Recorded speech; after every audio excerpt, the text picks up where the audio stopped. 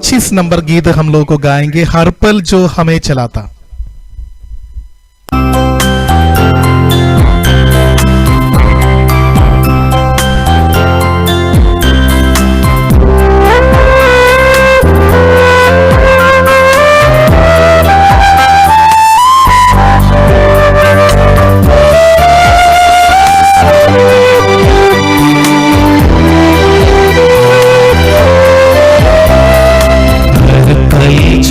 हमें चलाता उस खुदा की हम महिमा करें, उसकी करुणा सदा बनी है, आओ हम उसकी स्तुति करें।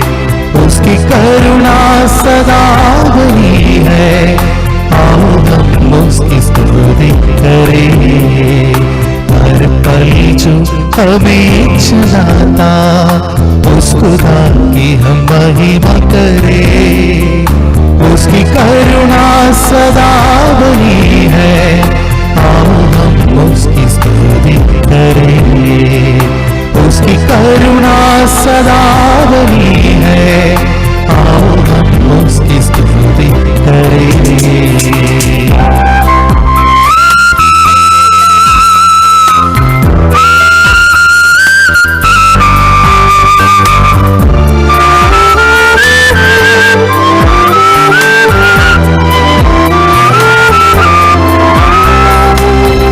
जी ने हमको दिया है आनंद का पल हर एक दिन, प्रभु जी ने हमको दिया है आनंद का पल हर एक दिन।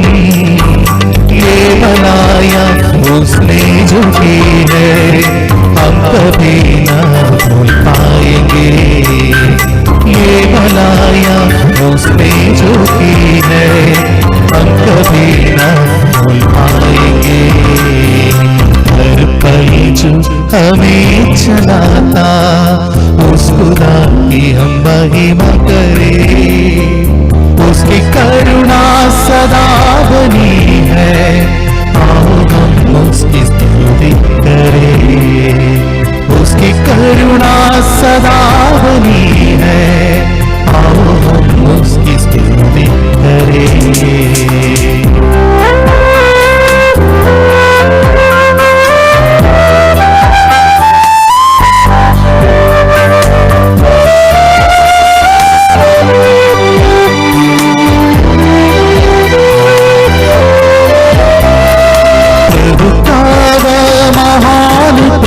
जो उस क्रूस पर देखा गया, प्रभु जी का महान प्रेम जो उस क्रूस पर देखा गया, उस प्रेम से जो हमें बुलाता, आओ हम उसकी वंदना करें।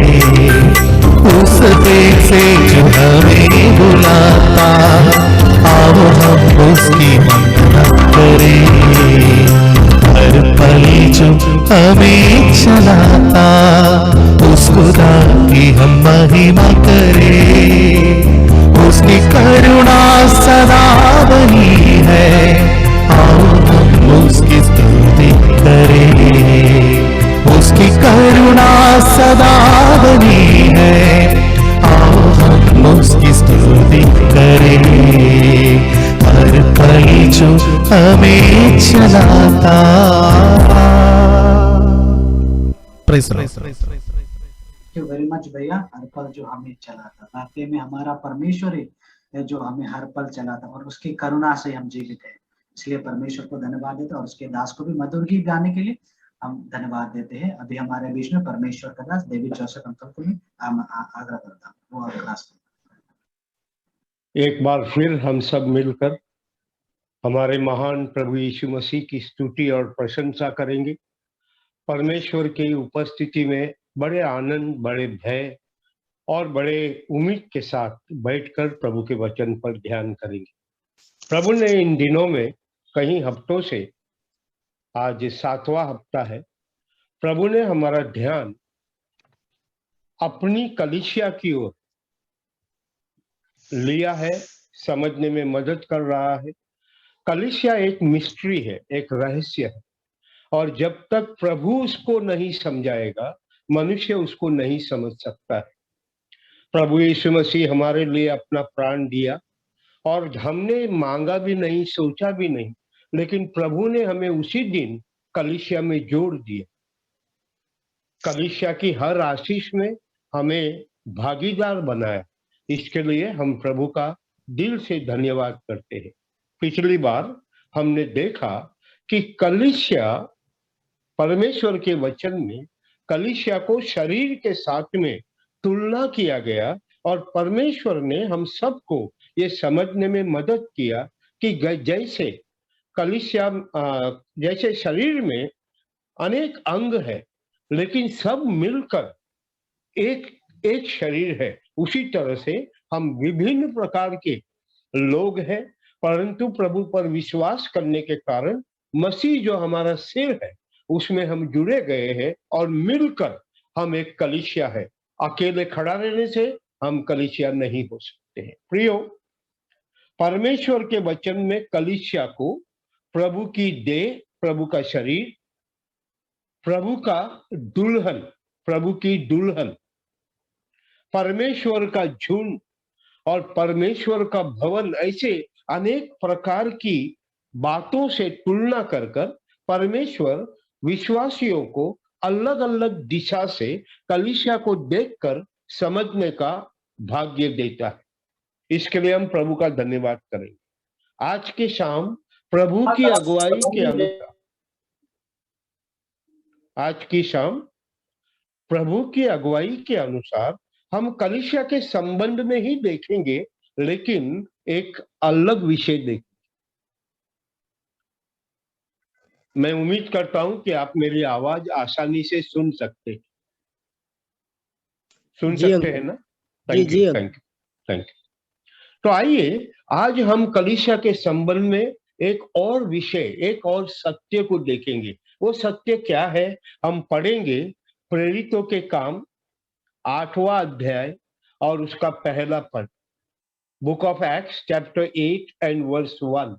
8वां अध्याय के पहले पद में लिखा है, उसी दिन यरूशलेम की कलीसिया पर बड़ा उपद्रव होने लगा, और प्रेरितों को छोड़ सब के सब यहूदिया और समरिया देशों में तितर बितर हो गए।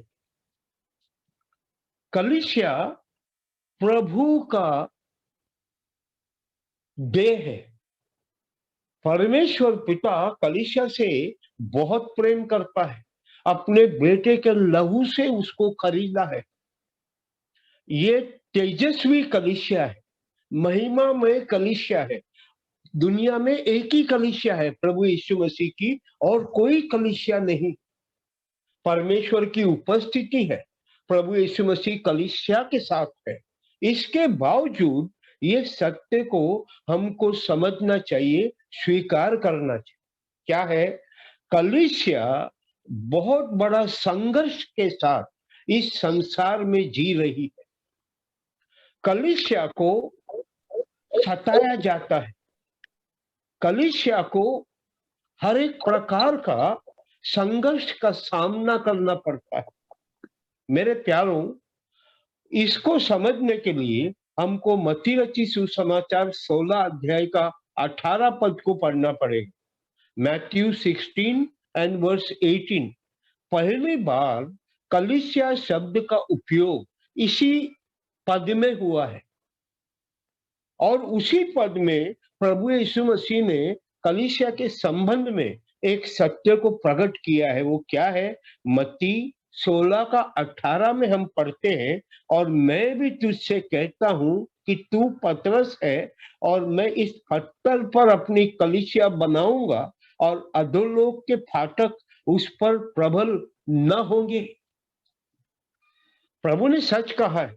अधोलोक के फाटक, अंधकार की शक्ति, शैतान की युक्तियां कलीसिया को समाप्त नहीं कर पाएगी, कलीसिया को दुनिया में मिटा नहीं पाएगी, लेकिन कलीसिया पे हमला होगा। ये वचन के अनुसार हम समझते हैं। अधोलोक के फाटक उस पर प्रबल नहीं होंगे, लेकिन प्रबल होने का कोशिश अवश्य करेंगे। ये किसने कहा? खुद कलीसिया को बनाने वाले प्रभु यीशु मसीह ने कहा। प्रभु यीशु मसीह ने इसके द्वारा अपने लोगों को समझने के लिए एक सुंदर द्वार खोल दिया। क्या समझने के लिए? कि परमेश्वर की कलीसिया, मसीह के लहू से खरीदी गई कलीसिया जब तक ये संसार में है, उसके ऊपर हमला होते रहेगा। और एक समय था, भारत में विश्वासी लोग इस सच्चाई को समझ नहीं पाते। आज से 15-20 साल पहले ये सब कुछ अच्छी तरह से हो रहा था। कहीं भी जाके प्रचार करो, किसी को भी पर्चा दो, हर एक बात से बहुत अच्छा था। मुझे याद है जब हम बिहार में थे 90-91 के समय में, और हम लोग प्रचार करने जाते थे, तो महिंद्रा वैन में जितना भी साहित्य, लिटरेचर, बाइबल, नया नियम, गॉस्पेल पैकेट, पर्चा, हजारों की संख्या में पर्चा लेके जाते थे। सोमवार को निकलते थे, थर्सडे बृहस्पतिवार के शाम को लौटते थे। कभी कभी हमको बुधवार को लौटना पड़ता था, क्योंकि गाड़ी में एक भी पर्चा बचा नहीं था। हम लोग जाते थे, प्रचार करते थे, लोग सामने से आकर मांगते थे, पढ़ते थे, जानना चाहते थे। लेकिन थोड़े ही सालों में हमारे देश की परिस्थिति बदल गई।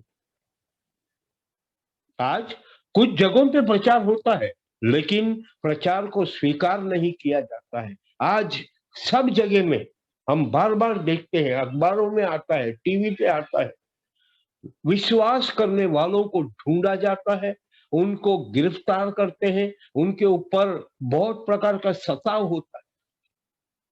प्यारों, ये जीवन का सत्य है, ये कलीसिया से जुड़ा हुआ सत्य है। सताई हुई कलीसिया, कष्ट से गुजरने वाली कलीसिया। अब जब इस सच्चाई को हम स्वीकार करते हैं, प्रभु ने कलीसिया बनाई है, कलीसिया का हर सदस्य स्वर्ग में जाएगा, प्रभु कलीसिया को लेने आने वाला है। लेकिन हकीकत है, अभी ये संसार में रहते हुए कलीसिया कष्ट और उपद्रव और सताव से गुजर रही है, और हमारे देश में बढ़ रहा है।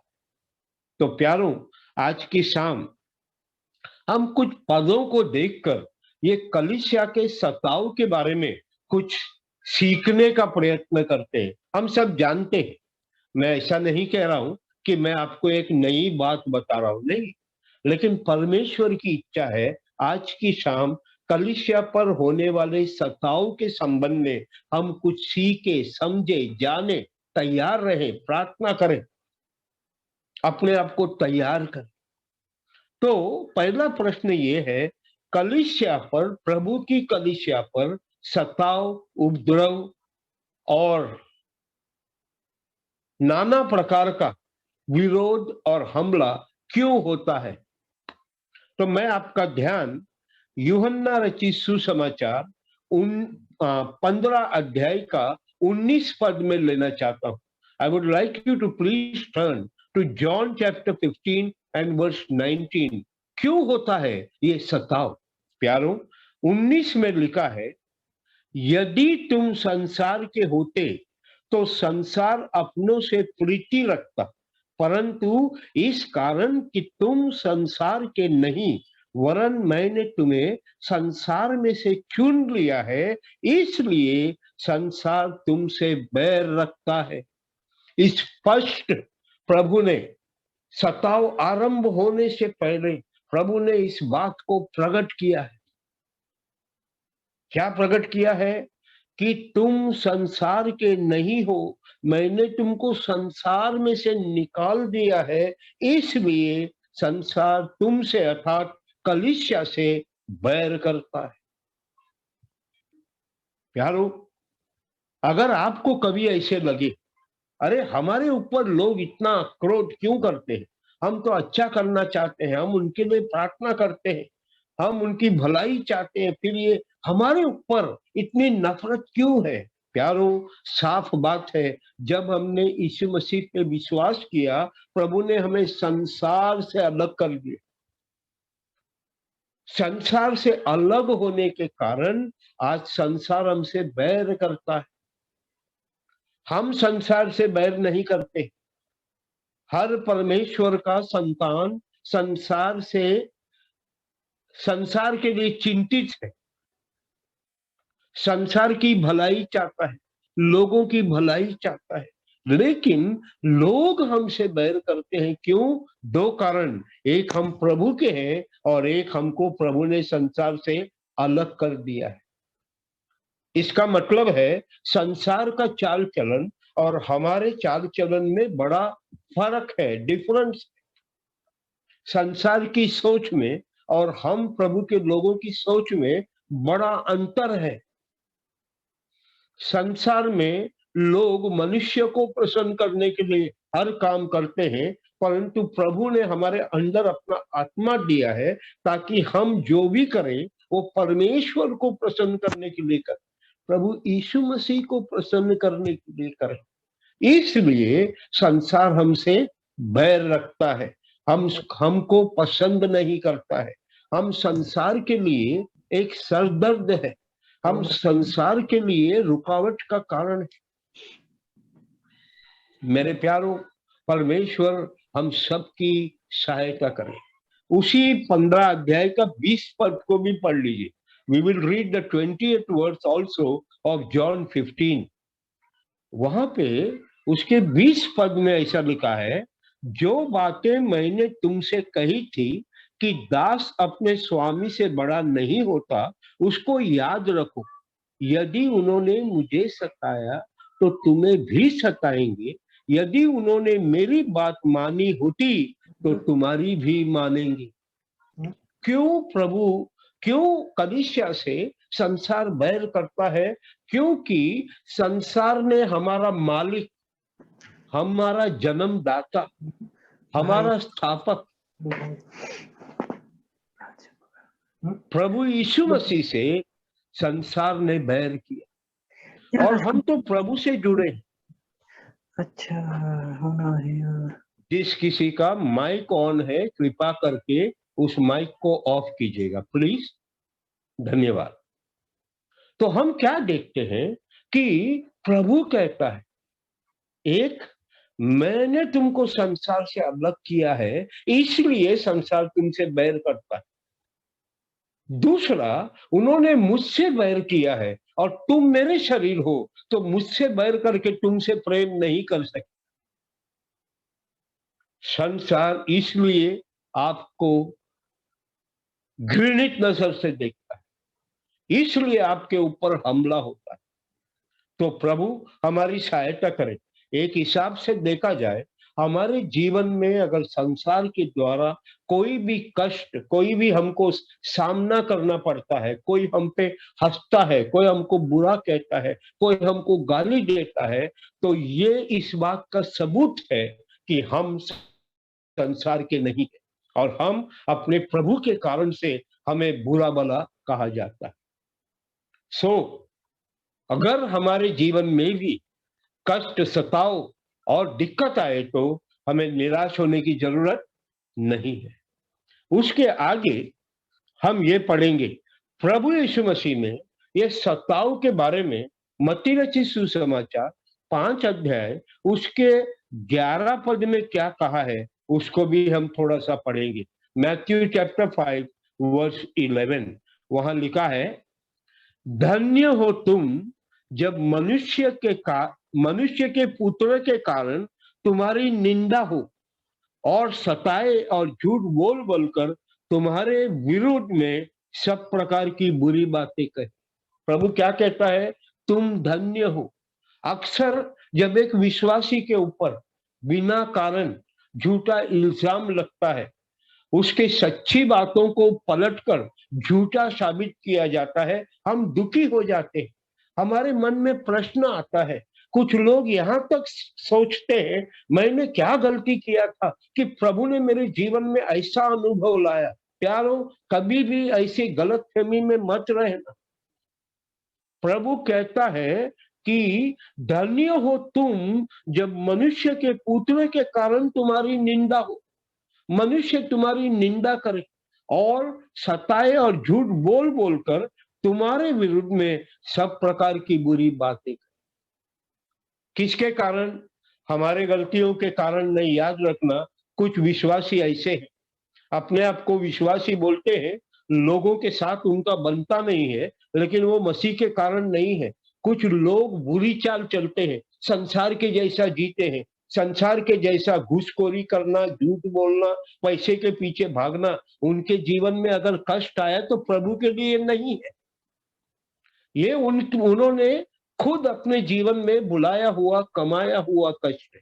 लेकिन जो प्रभु के वचन का भय मानता है, प्रभु के वचन का पालन करता है, मैं यीशु मसीह का हूं ये कहने से डरता नहीं है, यीशु मसीह के कारण से बहुत जीवन के प्रस्ताव का इनकार करता है, उन लोगों को जब मसीह के कारण से सताया जाता है, प्रभु कहता है तुम आनंदित होना, तुम अपने आप को धन्य समझना।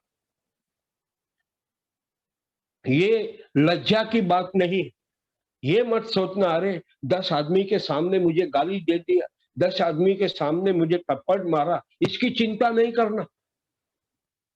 आप इस बात के लिए आनंद करना, किसके लिए मुझे थप्पड़ मारा, किसके लिए मुझे समाज से बहिष्कार कर दिया, किसके कारण से मेरे बच्चे को स्कूल में एडमिशन नहीं मिला। मैं पैसा नहीं दे सकता हूं इसके लिए नहीं है, उन्होंने मेरे बच्चे को एडमिशन इसलिए नहीं दिया क्योंकि मैं यीशु मसीह को विश्वास करता हूं। बहुत से कैथोलिक स्कूल में भी विश्वासी के बच्चे का एडमिशन नहीं होता है। जैसे ही वो फादर को पता चलेगा कि आप एक सेवक है या आप मरियम को नहीं मानते हैं, आपके बच्चे को एडमिशन देने से इनकार करेगा, तब शर्मिंदा मत मानिए, प्रभु का धन्यवाद करना। प्रभु ने आपके लिए बहुत कुछ त्याग दिया, अगर आपने प्रभु के लिए कुछ खोया तो ये आनंद का विषय है, ये फक्र करने का विषय है कि प्रभु तेरा धन्यवाद हो, तुझसे जुड़े हुए होने के कारण मुझे ये नौकरी नहीं मिली। गम नहीं करना, अगली बार एप्लीकेशन में गलत नहीं लिखना, लिखना स्पष्ट, ब्रैकेट में लिखना क्रिश्चियन बिलीवर। नौकरी नहीं मिलेगा तो चलेगा, लेकिन मैं कौन हूं, किसका हूं, ये कहना मेरे लिए अत्यंत जरूरी होना चाहिए। तो आज शाम के समय प्यारो, परमेश्वर का आत्मा मुझे मजबूर किया ये विषय लेने के लिए, क्यों मुझे पता नहीं है। शायद परमेश्वर हम में से किसी को हिम्मत देना चाहता है, शायद परमेश्वर हम में से कुछ लोगों को आने वाले दिनों के लिए तैयार करना चाहता है, शायद परमेश्वर हम में से कुछ लोगों को चाहता है कि हम कष्ट में भी उसकी महिमा और प्रशंसा करें, हम दूसरों के लिए एक उदाहरण बन जाए। Praise the Lord. कितनी अद्भुत और कितनी अच्छी बात है जो परमेश्वर हमारे जीवन के द्वारा करना चाहता है। प्यारो, मसीही जीवन में आने वाले सताव के संबंध में मैं आपका ध्यान और एक पद पर लेना चाहता हूं, जो हम में से बहुत लोगों ने शायद पहले से अपने बाइबल में उसको अंडरलाइन करके रखा हो। वो पद कौन सा है? फिलिपियों 1 अध्याय उसका 29 पद, the book of Philippians chapter 1 verse 29। प्यारो, वहां हम ऐसे पढ़ते हैं, क्योंकि मसीह के कारण तुम पर ये अनुग्रह हुआ है कि न केवल उस पर विश्वास करो पर उसके लिए दुख भी उठाओ। फिलिपियंस 1:29 1 का 29 पर प्रभु का वचन कहता है, कौन कहता है? पौलुस कहता है। पौलुस कौन व्यक्ति है? हम सबसे ज्यादा मसीह के कारण कष्ट सहा हुआ व्यक्ति, मार खाया, अधमुआ करके छोड़ दिया, नगर से देश से भगा दिया, ऐसा व्यक्ति फिलिपियों को लिखता है। कहां से लिखता है? बंदी गृह से लिखता है, तकलीफ में है, कष्ट में है। उसने क्या लिखना चाहिए कि अगर हमारे ऊपर उपद्रव आया तो सब मिलके मेरे लिए प्रार्थना करो कि हम इसमें से निकल जाए। प्यारो, पौलुस कहता है मसीह के कारण तुम पर ये अनुग्रह हुआ है। इसका मतलब क्या है? पौलुस कहना चाहता है मसीह ने मुझ पर अनुग्रह किया। वो बहुत जगह पे कहता है मैं जो हूं सो अनुग्रह से हूं, मैं प्रचार करता हूं अनुग्रह से करता हूं, मैं भेद को खोलता हूं अनुग्रह से खोलता हूं, मैं हर विषय के बारे में लिख सकता हूं अनुग्रह के बारे में, अनुग्रह से लिखता हूं। उसी टोन में वो कहता है कि सताने वाले पर विशेष अनुग्रह होता है। हमारे जीवन में याद रखो, मसीह के कारण से कुछ खोया या मसीह के कारण से हमारे ऊपर सताव आया, मसीह के कारण हमसे नफरत हुआ, तो इस बात को कभी भी श्राप नहीं समझ। इस बात को क्या समझना है? परमेश्वर ने मुझे तोहफा दिया है, परमेश्वर ने मुझे अनुग्रह दिया है। क्या ऐसा कहना केवल पौलुस प्रेरित का है?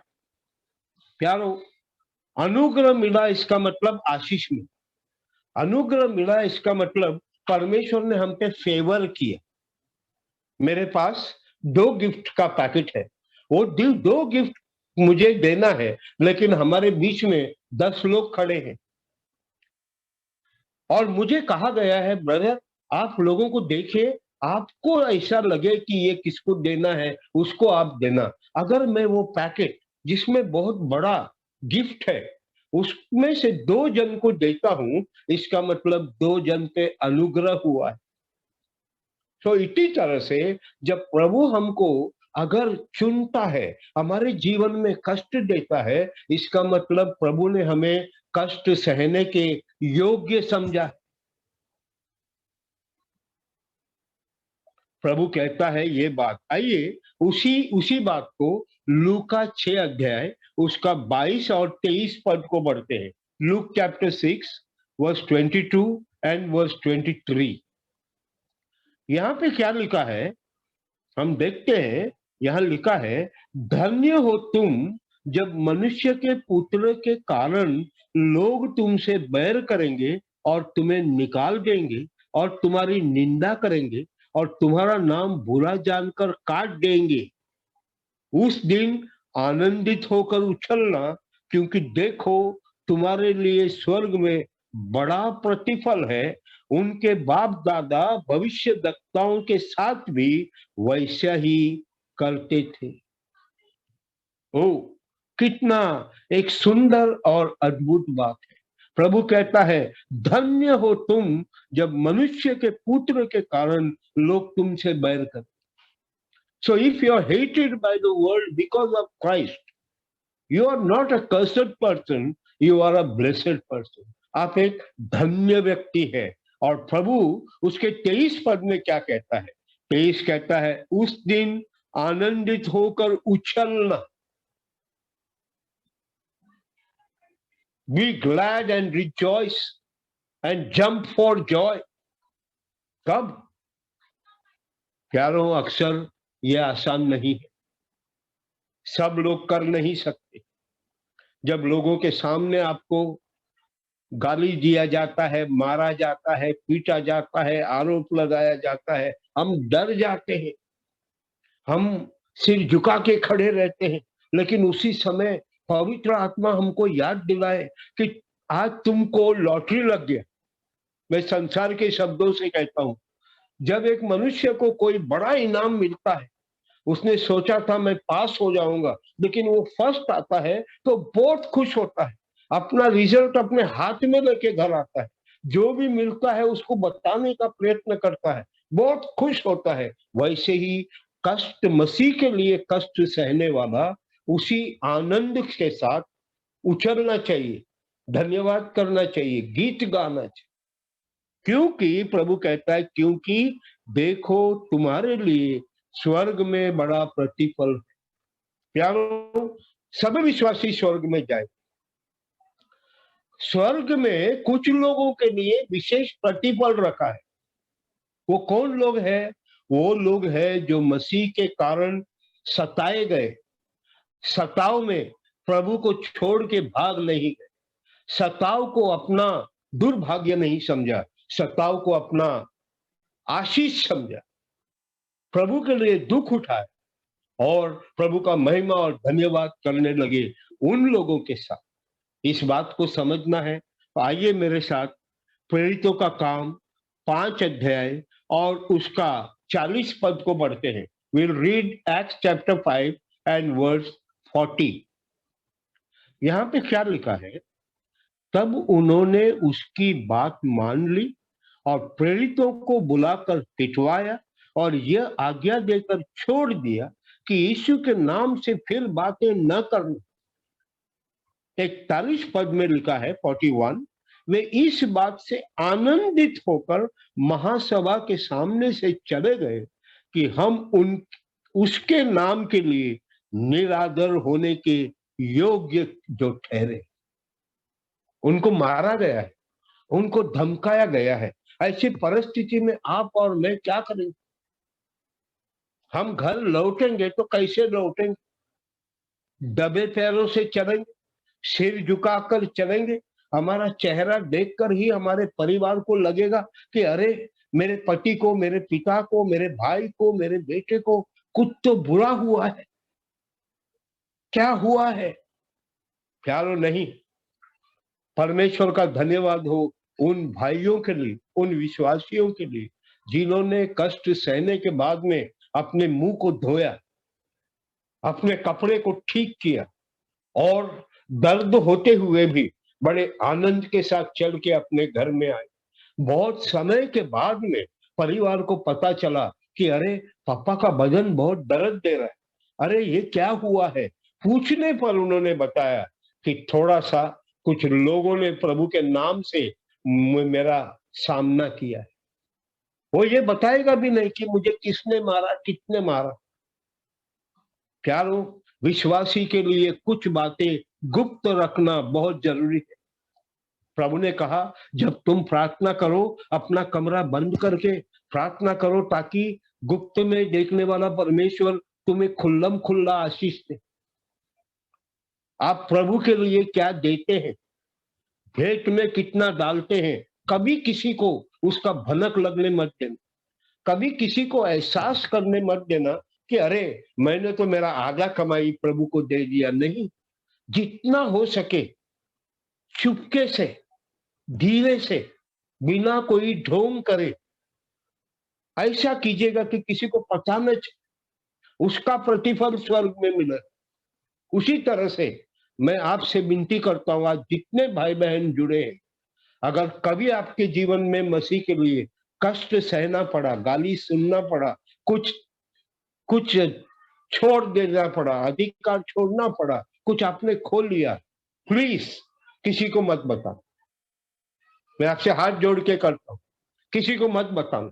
आज का जमाना इतना बिगड़ गया है, कुछ लोग एक बार मार खाते हैं 100 बार गवाही देते हैं, लेकिन प्रभु के नाम से जो पाया उसके बारे में किसी को कुछ नहीं बताते। ये मसीहत नहीं है। प्रभु के लिए कुछ करना, प्रभु के लिए कुछ सहना एक सौभाग्य है और धन्य है वे विश्वासी जो सहते हैं लेकिन उसका चर्चा नहीं करते। प्रभु का वचन कहता है कि उन्होंने मार खाया, उन लोग वापस आए। उसका 41 पद में देखिए, इस बात से आनंदित होकर महासभा के सामने से चले गए और हम उसके नाम के लिए निरादर के होने के योग्य ठहरे। इस खुशी के साथ वे वापस चले। So may the Lord help us. प्रभु हमारी सहायता करे कि अगर कभी प्रभु को ऐसा लगा कि ये मेरा बच्चा, ये विश्वास योग्य है, इसको मैं ये जिम्मेवारी दे सकता हूं, मेरे लिए दुख उठाना, मेरे लिए भूखा रहना, मेरे लिए कष्ट सहना, मेरे लिए घर से भगाया जाना। अगर आपके जीवन में ऐसा कभी आए तो दुख महसूस नहीं करना, आनंद के साथ प्रभु आपने मेरे लिए बहुत कुछ किया है, आपके लिए कुछ करने का मौका मिला, हम आपका धन्यवाद करते। प्यारो, 1-2 पद और मैं आपके सामने लाना चाहता हूं। वो है प्रेरितों का काम 16 अध्याय और उसका 23 से लेके 26 पद मैं आपके लिए पढ़ना चाहता हूं। प्रेरितों का काम 16 अध्याय 23 से लेके 26 पद। Book of Acts chapter 16 23 to 26 मैं आपको हिंदी में पढ़ रहा हूं। क्या लिखा है? और बहुत बेंत लगवा कर उन्हें बंदी गृह में डाला और दरोगा को आज्ञा दी कि उन्हें चौकसी से रखे। उसने ऐसी आज्ञा पाकर उन्हें भीतर की कोठरी में रखा और उनके पांव कांट में ठोक दिए। आधी रात के लगभग पौलुस और सिलास प्रार्थना करते हुए परमेश्वर के भजन गा रहे थे और बंधुए उनकी सुन रहे थे कि इतने में एकाएक बड़ा बुलंडोल हुआ, यहां तक कि बंदी गृह की नींव हिल गई और तुरंत सब द्वार खुल गए और सबके बंधन खुल पड़े। और हम यहाँ पे देखते हैं प्यारो, एक मसीही के नाम से कष्ट सहने का एक सत्य, जब जब कोई भी विश्वासी प्रभु के नाम से सताया गया, मारा गया, पीटा गया, प्रभु हमेशा उसके साथ रहा। उपद्रव में प्रभु आपको छोड़ेगा नहीं। उपद्रव में प्रभु आपको अनदेखा कभी नहीं करेगा। जितना कष्ट ज्यादा है उतना प्रभु हमारे करीब है। आपने सुना होगा, आपने देखकर पढ़ा होगा, कभी कभी कोई चित्र या कैलेंडर में हम देखते हैं कि समुंदर का किनारा है और कुछ जगहों में 2 लोगों के पैरों का निशान है, कुछ जगहों में एक ही पैर का निशान। वैसे ही एक प्रचारक ने कहा, एक विश्वासी मर के प्रभु के पास चला गया। प्रभु ने उसके जीवन का सफर उसको दिखाया और वो सफर समुंदर के किनारे की रेत पर उसको दिखाया और उसने देखा कहीं जगहों में 2 पैरों के निशान है, 2 व्यक्तियों के पैरों के निशान है, लेकिन कहीं जगहों पर उसने देखा एक ही व्यक्ति के पैर का निशान है। तो उसने प्रभु से पूछा, प्रभु जी आप कहीं जगह पे जीवन में मेरे साथ चले, लेकिन कुछ जगह पे जब मैं अकेला था तब आप मेरे साथ क्यों नहीं थे? तो प्रभु ने बड़ी तरस से उसकी ओर देखकर उसको कहा, जहां जहां एक ही पैर का निशान है वो तेरे पैरों का निशान नहीं है, वो मेरे पैरों का निशान है। लेकिन प्रभु तब मैं कहाँ था? बेटे तू मेरे गोद में था। वो तेरे जीवन का वो सफर है जहां पे तेरा चलना बहुत मुश्किल था, तू थका हुआ था, तू हार की कगार में था, तू डरा हुआ था, तू नहीं चल पाता। उस समय मैंने तुझे अपने गोद में लेकर मैं तेरे लिए मैंने उस कठिन समय को अपने जीवन में लेकर मैं तुझको चल रहा। मेरे प्यारों, प्रभु ने कहा है तुम्हारे जीवन में ये सौभाग्य है, ये अनुग्रह दिया है कि मसीह के कारण दुख उठाओ, लेकिन प्रभु ने कभी नहीं कहा कि दुख उठाने के समय मैं तुझको छोड़ दूं, दुख उठाने के समय मैं दूर खड़ा रहूंगा। प्रभु ने कभी ऐसा नहीं कहा।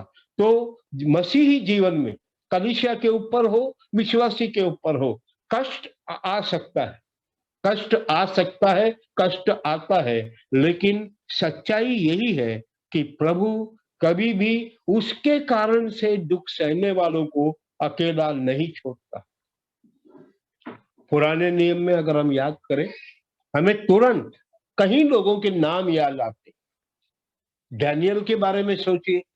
डैनियल एक विश्वास योग्य परमेश्वर का भक्त था। यहां तक लिखा है डैनियल के जो साथी कर्मचारी थे वे मौका ढूंढ रहे थे कि उसके ऊपर इल्जाम लगाए, लेकिन परमेश्वर का भय मानने के कारण ना वो मनुष्य के खिलाफ कुछ करता था, ना परमेश्वर के खिलाफ कुछ करता था। बहुत कोशिश करने के बाद उनको डैनियल के ऊपर दोष लगाने का कोई मौका नहीं मिला। तब उन्होंने एक षड्यंत्र रचा। डैनियल को राजा के सामने ऐसा राजा को मजबूर कर दिया कि डैनियल को सिंहों के खो में डाल दे। गुफे में डाल दे। प्यारो, प्रभु का धन्यवाद। डैनियल को राजा ने आके सुबह सुबह उठा, रात भर सोया नहीं, सुबह सुबह उस गुफा के पास आके कहा, हे डैनियल परमेश्वर के सेवक, क्या परमेश्वर ने तेरी रक्षा की है? डैनियल कहता है, राजा तेरा जीवन लंबा हो, प्रभु की दया से मैं ठीक हूं, मेरा परमेश्वर ने सिंहों के मुंह को बंद कर दिया। परमेश्वर डैनियल के साथ। मेरे प्यारो, डैनियल के मित्र शद्रक, मिशाक और अबेदनगो, ये सब जो है प्रभु से प्रेम करने के कारण, प्रभु के नाम के लिए और किसी के सामने नहीं झुकेंगे, ये निर्णय करने के कारण राजा नेबुकदनेस्सर ने उनको एक चुनौती दे दिया कि देखो, मैं तुमको एक और मौका देता हूं, अभी फिर बैंड बजेगा, और जब सभी संगीत के औजार अपना बजेंगे, तब अगर तुमने सिर झुकाया तो तुम बच गए, नहीं तो मैं तुमको आग में डालूंगा, और मैं देखना चाहता हूं वो कौन परमेश्वर है जो तुमको छुड़ाएगा। प्यारो, ये तीनों प्रभु के दास, इन्होंने कहा, हे राजा तू जान ले, हमारा परमेश्वर यहोवा इस आग की भट्टी से हमें बचाने के योग्य है, सामर्थ्य है, लेकिन अगर वो न भी बचाए, हम तुम्हारे मूर्ति के सामने सिर नहीं झुकाएंगे। और बाद में नेबुकदनेस्सर सबको पास बुलाकर क्या कहता है? वो कहता है कि नजदीक आओ और देखो, क्या हमने 3 पुरुषों को अंदर नहीं डाला, लेकिन मैं 4 पुरुषों को देखता हूं, और चौथा पुरुष मनुष्य के पुत्र के समान। ओ प्यारो, हम प्रभु का धन्यवाद करें। प्रभु आपको कभी भी अकेला नहीं छोड़ता है, और खास करके प्रभु के नाम से अगर आपको कष्ट, परेशानी, दुख, सताव सहना पड़े, वो प्रभु हमेशा आपके साथ है। इसके लिए प्रभु हमारी सहायता करें कि हम मन से समझे। कभी परमेश्वर को ये न पूछे, प्रभु हमारी कलीसिया पे इतनी परेशानियां क्यों आने दिया है? प्रभु जी, मेरे परिवार पर इतना कष्ट मसीही जीवन में ईमानदारी से जीने के बावजूद क्यों आ रहा है? कभी नहीं पूछना। ये सौभाग्य है, आशीष है, परमेश्वर की ओर से एक तोहफा है। ऐसे में प्रभु हमारी सहायता करे। हम जब कलीसिया के बारे में सोचते हैं, प्यारो, कलीसिया पे कष्ट आए या न आए, इस संभावना को मन में रखकर हमेशा कलीसिया की बढ़ोतरी के लिए, कलीसिया में सही कदम लेने के लिए, कलीसिया की सोच सही होने के लिए आपको और मुझको प्रार्थना करना है। Those who understand this truth, we have the responsibility of praying for the strength of God's people. प्यारो, मैं एक बात और जोड़ के समाप्त करना चाहता हूं। पहला पत्रस 5 अध्याय उसका 10वां पद, 1 Peter chapter 5 and verse 10, ये पद पढ़कर 2 विचार करके हम समाप्त करेंगे। ये पद में क्या लिखा है? पहला पत्रस 5 का 10, अब परमेश्वर जो सारे अनुग्रह का दाता है, जिसने तुम्हें मसीह में अपनी अनंत महिमा के लिए बुलाया है, थोड़ी देर तक दुख उठाने के बाद आप ही तुम्हें सिद्ध, स्थिर और बलवंत करेगा। संसार में उपद्रव, सताव, विपरीत परिस्थिति प्रभु हमको कमजोर करने के लिए, गिराने के लिए, निराश करने के लिए नहीं देता। हमारे जीवन में मसीह के कारण से आया हुआ हर कष्ट, उपद्रव, सताव, सामना क्या करने के लिए देता है? 3 शब्दों का उपयोग किया है, सिद्ध करने के लिए, स्थिर करने के लिए और बलवंत करने। तो प्रभु हमारी सहायता करे। प्रभु चाहता है कि हम क्या करें? हम सिद्ध बने। The Lord wants us to attain perfection. मत्ती 5 अध्याय में लिखा है, जैसा स्वर्गीय पिता सिद्ध है तुम भी सिद्ध बनो। लेकिन ये सिद्ध बनना हमारे बस की बात नहीं है। It is not in our capacity to attain perfection. लेकिन जब हमारे जीवन में कष्ट, उपद्रव, सताव आता है तो उस कष्ट के द्वारा परमेश्वर हमें सिद्धता की ओर बढ़ने में मदद करता है। वो कष्ट एक आग है, आग के समान है। जब सोना और चांदी आग में डाला जाएगा, वो ताया जाएगा, उसके अंदर जो कुछ भी कचरा है वो साफ हो जाएगा और वो सोना बिल्कुल चोखा बन जाएगा। उसी तरह से ये उपद्रव और कष्ट हमारे जीवन में आया तो हम उसमें से जब गुजर के बाहर निकलेंगे, हम ताया हुआ सोने के समान और भी सुंदर, और भी पवित्र, और भी मजबूत होकर बाहर निकलेंगे। तो आपसे अगर ये पूछा जाए, ब्रदर क्या सताव आना अच्छा है या बुरा है, आपका उत्तर क्या होगा? सताव आना अच्छा है या बुरा है? अच्छा है। अगर मेरे मसीही जीवन में, मेरी बढ़ोतरी में किसी कारण मैं अटक गया हूं और केवल सताव मुझे आगे बढ़ाएगा, तो हमें प्रार्थना करने का हिम्मत होना चाहिए, प्रभु जी अगर मेरे सताव के द्वारा मेरा आत्मिक जीवन सुधरता है तो मैं प्रार्थना करता हूं मुझे सताओ। आज शाम के समय मैं एक बार फिर परमेश्वर का धन्यवाद करता हूं वचन के लिए। वचन में कोई भी बात अधूरा और बिना कहे परमेश्वर ने नहीं छोड़ा। कलीसिया कैसे बढ़ सकती है, कलीसिया प्रभु की इच्छा कैसे पूरी कर सकती है, कलीसिया को संसार में रखने का उद्देश्य क्या है, एक बार हमने उस विषय को देखा था। आज प्रभु बताता है यही कलीसिया जो प्रभु की है, जिसके ऊपर प्रभु की नजर है, जिसको प्रभु स्वर्ग दूतों के साथ और अपनी उपस्थिति में संभाले रखा है, उस कलीसिया को प्रभु की योजना में सताव का सामना करना भी उसकी उन्नति के लिए एक हिस्सा है। हमारे जीवन में, हमारे परिवार में, हमारे कलीसिया में अगर सताव आए तो हमें इससे निराश नहीं होना है, हमें इससे हिम्मत नहीं हारना है, हमें प्रभु के सामने घुटना टेकना है। प्रभु जी हमने आपको मजबूर किया क्या ये सताव हमारे जीवन में लाने? प्रभु जी आप हमें कुछ सिखाना चाहते हैं क्या? प्रभु जी आप हमारे द्वारा, ये सताव के द्वारा अपनी महिमा करना चाहते हैं क्या? प्रभु जी आपकी इच्छा पूरी हो। प्रभु यीशु मसीह का आत्मा हमें मदद करे उस घड़ी को याद करने के लिए जब यीशु मसीह गत्सेमनी में गए, अंतिम समय था, क्रूस पे जाने से पहले प्रभु यीशु मसीह प्रार्थना करने लगी। प्रभु यीशु मसीह उसके कष्ट और मृत्यु का हर डिटेल जानता था। कहाँ उसको पकड़ेंगे, कौन उसको मारेगा, कैसा उसको सताएंगे, कैसे उसको घसीट के लेके जाएंगे, सब कुछ जानता था।